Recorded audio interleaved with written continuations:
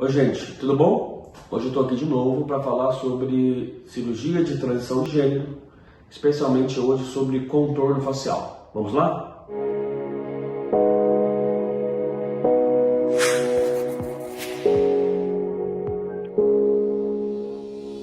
Pessoal, contorno facial. O contorno facial ele é muito importante na identificação do gênero, não só masculino e feminino, mas também se a pessoa tem uma face um pouco mais forte, um pouco mais agressiva, um pouco mais frágil, um pouco mais delicada. Então, muito da personalidade da pessoa a gente consegue perceber através do contorno facial. A gente costuma dividir a face em 3 terços: o terço superior, o terço médio e o terço inferior. E normalmente a gente trabalha com uma proporção entre esses terços faciais. Além da gente dividir os terços faciais, nós também podemos dividir a face numa visão lateral nos 3 terços. E o terço anterior, eu vou colocar para vocês aqui no vídeo, ele é o que mais chama a atenção, porque ele nos confere projeção ou retração dessa face. Então, o masculino e o feminino têm muita relação com os terços faciais. Existem manobras cirúrgicas ou não cirúrgicas que a gente pode alterar essa proporção facial. E um outro ponto importante é que nós podemos classificar as pessoas de uma forma geral em normofaciais, onde esses terços faciais eles são quase iguais, bem proporcionais entre si. Aqueles pacientes que são braquifaciais, que têm a face um pouco mais curta, e os dórico-faciais que têm faces longas. Você, de uma certa forma, você consegue alterar o padrão facial dessas pacientes ou das pessoas de uma forma geral através de cirurgias ou através hoje de volumizadores faciais. Especificamente hoje a gente vai falar de cirurgia. Lembre-se que existem características masculinas e femininas em todas as pessoas. O que faz uma leitura de gênero ser totalmente ou em grande parte masculina ou feminina é a quantidade de características que nós temos. Então, falando especificamente do terço inferior da face, a mandíbula masculina ela costuma ser mais projetada, ela costuma ser mais larga no sentido látero-lateral.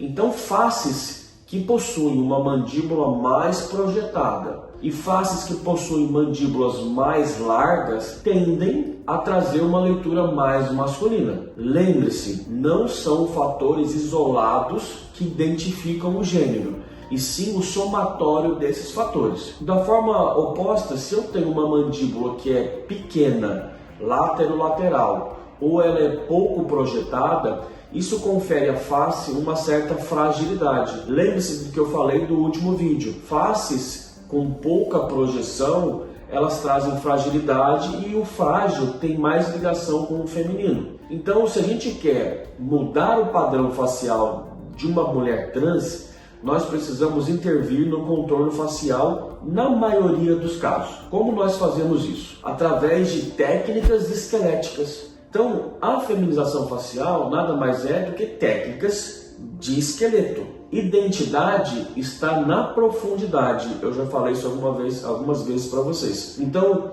as principais técnicas que nós usamos são técnicas intraorais, são técnicas por dentro da boca.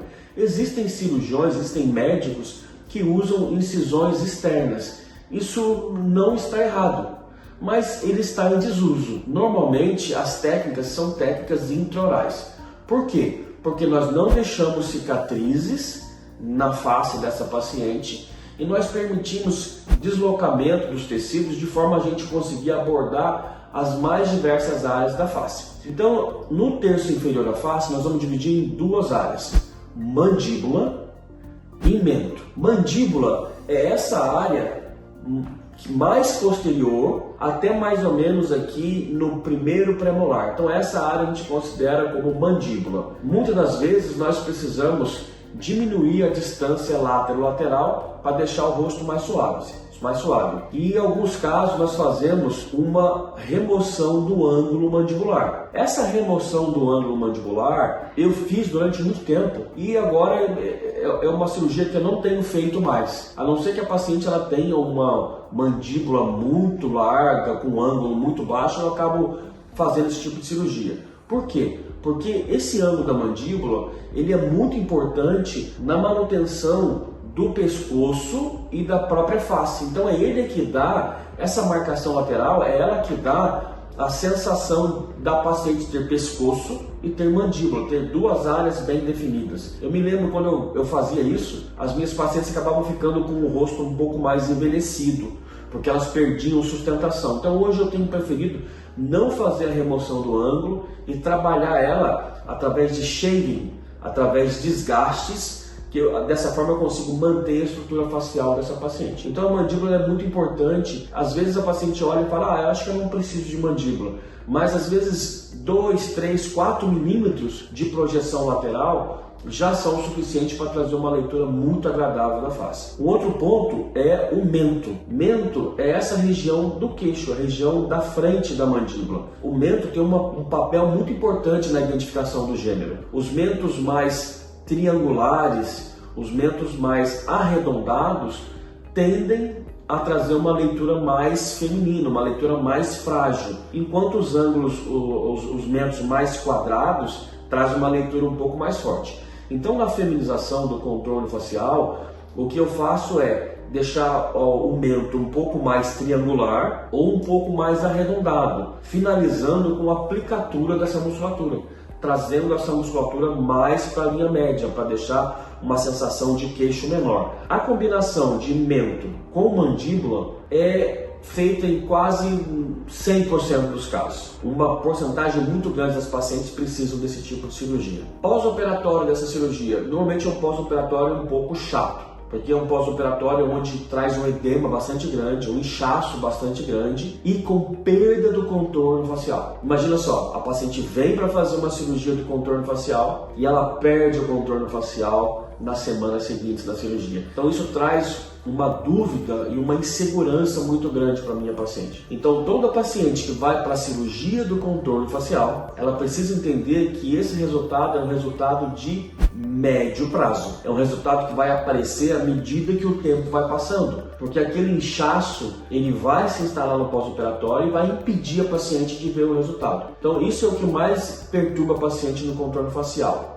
Dor praticamente não existe nesse tipo de cirurgia. Existe uma alteração chamada parestesia. E a parestesia ela é a perda transitória de sensibilidade. Então a paciente vai tocar na face e ela não vai sentir. Ela vai sentir tipo uma anestesia. Essa anestesia ela tem um caráter sempre temporário. A paciente sempre volta com a sensibilidade ao longo dos meses. Algumas pacientes voltam bem rapidamente, outras demoram um pouco mais. Mas essa sensação de parestesia vai impedir a paciente de sentir dor no pós-operatório. Então a paciente normalmente ela toma analgésico endovenoso no hospital e isso já é o suficiente para ela. Quando ela tem alta, normalmente ela não tem dor. Então, cirurgia do contorno facial é uma cirurgia muito importante, é uma cirurgia esquelética, é uma cirurgia que se faz por dentro da boca. O resultado é muito satisfatório, muito favorável, mas ele é um resultado de médio prazo.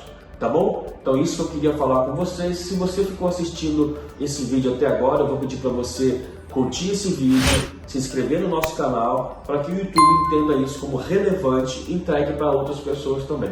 Tá bom? Um abraço para vocês e a gente volta a conversar mais para frente.